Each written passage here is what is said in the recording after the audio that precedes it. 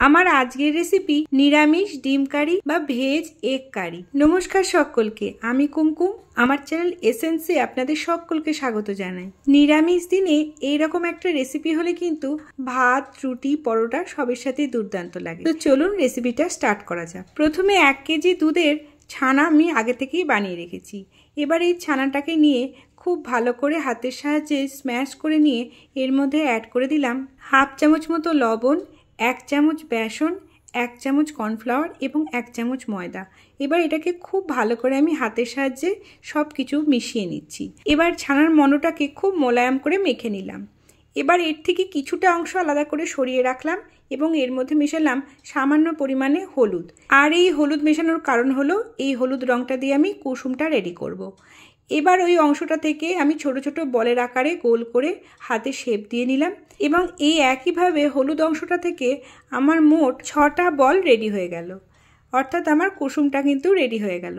এবার সাদা অংশটা থেকে বড় বড় টুকরোগুলো কেটে নিয়ে আমি ঠিক 6টা বড় বলের আকার দিয়ে নেব। এবার এক একটাকে মাঝখানে একটু প্রেস করে গর্ত করে এর মাঝখানে হলুদ ছানার বলটা পুরে দিয়ে মুখটা বন্ধ করে দেব এবং হাতের সাহায্যে গোল করে ডিমের শেপ দিয়ে নেব। এবং এই একইভাবে আমাদের সব ছানার বলগুলো রেডি করে নিতে হবে। মুখটা আটকানোর সময় একটু নজর দিয়ে করতে হবে যাতে কুসুমের ভেতরের অংশটা কোনোভাবেই বেরিয়ে না যায়। একটু ওভাল শেপ দিতে হবে, তাহলে একদম ডিমের মতন হবে। মাঝখানের গর্তটা একটু বড় করে চারিদিক দিয়ে ছানাটাকে এনে এক জায়গায় মিশিয়ে দিয়ে একদম গোলাকৃতি করে হাতের সাহায্যে প্রেস করে দিতে হবে এবং দেখতে হবে কোনো যেন ফাটল না থাকে। এইভাবে করলেই কিন্তু আমার এক একটা নিরামিষ ডিম রেডি হয়ে যাবে। এই একইভাবে আমি 6টা নিরামিষ ডিম রেডি করে নিলাম। এবার একটু ময়দা রেখে দিলাম এবং এই ছানার বলগুলোকে ময়দাতে হালকা করে কোটিং করে সামান্য হাতের সাহায্যে ঝেড়ে নিলাম, যাতে এটাকে ভাজার সময় আমার ছানার বলটা ভেঙে না যায় বা তেলে দিলে যাতে ফেটে না যায়। এবার ফ্রাই প্যানে বেশ কিছুটা সর্ষের তেল দিয়ে ওই ছানার বলগুলোকে আমি মিডিয়াম টু লো ফ্লেমে খুব ভালো করে এপিট ওপিট করে লাল করে ভেজে তুলে নেব, যাতে একদম ডিমের মতন লাগে এবং ভাজাটাও যাতে সুন্দর হয়। এবার যতক্ষণে ডিমটা ভাজা হচ্ছে চলো একটা মশলা বানিয়ে নিই। এর জন্য দিলাম কয়েক টুকরো আদা, টমেটো, জিরে গুঁড়ো, ধনে গুঁড়ো, লঙ্কার গুঁড়ো এবং জল, এবং এটাকে একটা মিহি পেস্ট আমি বানিয়ে নিয়েছি। অন্যদিকে দেখো ছানার বলগুলো কিন্তু আমার বেশ ভালো করে ভাজা হয়ে গেছে এবং দেখতে কিন্তু একদম ডিমের মতোই লাগছে।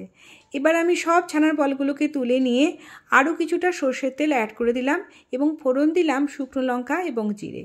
মশলাটা ভালো করে ভাজা হয়ে গেলে এর মধ্যে পেস্ট করে রাখা মশলাটা আমি এর মধ্যে অ্যাড করে দিলাম কিছুটা পরিমাণে হলুদ, পরিমাণ মতো লবণ। এবার খুব ভালো করে এটাকে কষে নিচ্ছি যতক্ষণ না মশলাটার থেকে তেল ছাড়া স্টার্ট করে। আর হ্যাঁ, ঝালের পরিমাণটা তোমরা বাড়িয়ে বা কমিয়েও নিতে পারো। দেখো মশলাটা থেকে তেল ছাড়া কিন্তু স্টার্ট করে দিয়েছে, অর্থাৎ আমার মশলাটা কষা হয়ে গেছে। এবার এর মধ্যে আমি বেশ কিছুটা জল অ্যাড করে দিলাম এবং খুব ভালো করে মিশিয়ে নিলাম। জলটা একটু ফুটতে স্টার্ট করলে এর মধ্যে আমি ডিমগুলোকেও অ্যাড করে দিলাম এবং খুব ভালো করে মিশিয়ে আমি এটাকে ঢেকে দেব। ঢেকে দেওয়ার আগে এর মধ্যে অ্যাড করে দিলাম কিছুটা কসুরি মেথি এবং এটাকে আমি ঢাকনা দিয়ে চেপে প্রায় 15 থেকে 20 মিনিট লো ফ্লেমে এটাকে ফুটিয়ে নেব। আর যেহেতু আমি জলটা একেবারে কম অ্যাড করেছি, তাই গ্যাসের ফ্লেমটাকে সিমে রেখে এই রান্নাটা আমাদের করতে হবে। মিনিট 20 পর মশলাটা একটু গা মাখা মাখা হলে এর ওপর ছড়িয়ে দিলাম কিছুটা গরম মশলার গুঁড়ো। ব্যাস রেডি আমাদের নিরামিষ ডিম কারি। এবার চলো এটাকে কেটে দেখাই। এবার এটাকে কেটে দিলেই আমাদের দেখো একদম ডিমের মতো লাগছে আর ভেতরে কিন্তু মশলাও ঢুকেছে।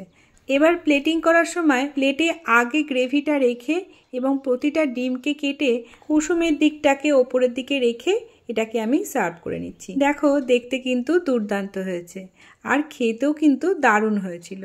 তাহলে রেডি আমাদের নিরামিষ ডিম কারি বা ভেজ এগ কারি। যে কোনো নিরামিষ দিনে তোমরা অবশ্যই এটাকে বানিয়ে খেতে পারো কিন্তু। আর বাড়িতে কোনো গেস্ট আসলে মাস্ট ট্রাই রেসিপি এটা। অবশ্যই একবার বাড়িতে বানিয়ে দেখো আর কেমন হলো আমাকে কমেন্টে লিখে জানাতে ভুলো না কিন্তু। আর ভালো লাগলে সাবস্ক্রাইব বা ফলো করে দিও। দেখা হচ্ছে পরের দিন, ততদিনের জন্য সকলে খুব ভালো থেকো।